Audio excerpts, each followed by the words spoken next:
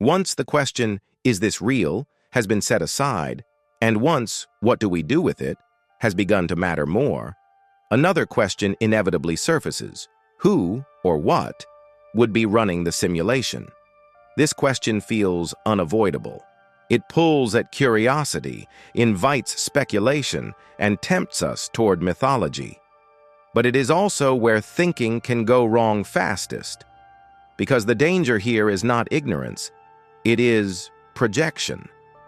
If we are going to ask this question at all, we have to ask it carefully, with restraint, and with an awareness of our own cognitive limits. The first and most common mistake is assuming the simulator would resemble us.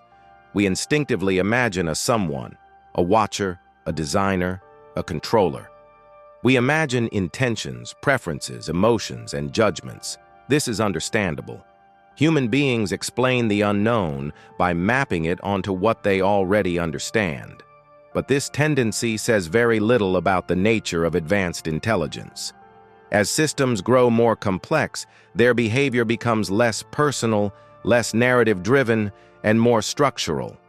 A system capable of simulating an entire universe would not need curiosity, boredom, pride, or anger to function. It would not need to care in the way we care. The more powerful the system, the less likely it is to resemble a character in a story.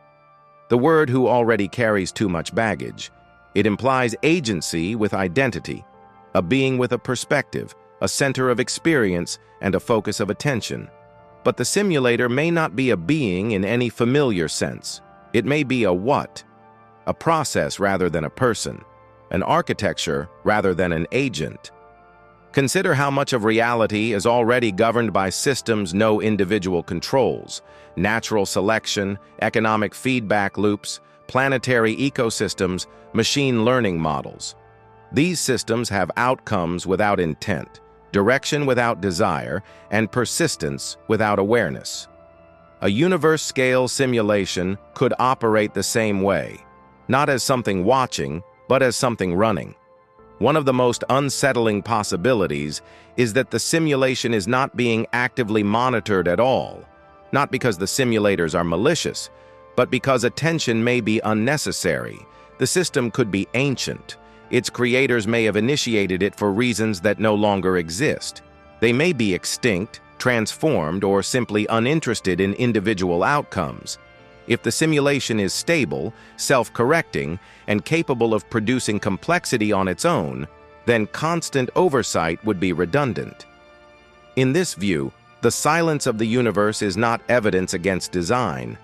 It is exactly what a mature system would look like. Another possibility is even more destabilizing. The simulators may themselves exist within a simulation, not as a philosophical trick, but as a statistical implication. If simulations are possible at all, and if intelligent systems tend to create them, then base reality becomes the exception, not the rule. Reality may be recursive, layers generating layers, each believing itself to be fundamental. In that case, there may be no final authority, no ultimate creator to uncover, only a repeating pattern, systems giving rise to intelligence, intelligence creating systems, meaning forming locally rather than descending from the top. If the simulation was created deliberately, it may not be about control, punishment, or entertainment. It may be about emergence. What happens when simple rules are allowed to unfold without interference? What kinds of minds arise when meaning is not predefined? What values form under uncertainty, limitation, and risk? In this model, the simulation is not a story being watched. It is a process being observed. Individual lives matter internally, but the system may be interested in patterns rather than people. Not outcomes, but behaviors. Not answers, but trajectories. A persistent question follows naturally. If someone is running this, why don't they stop suffering? This question assumes a moral framework identical to our own. But moral concern changes with scale. Humans do not intervene in every natural process that causes pain. We allow ecosystems to collapse. We permit evolution to proceed through loss and extinction. We accept suffering as part of long-term emergence. This does not justify indifference, but it explains it. If simulators exist, they may prioritize system-level properties over individual comfort. From that distance, intervention could destabilize the very dynamics they are observing. Here is the idea that resists dismissal the most.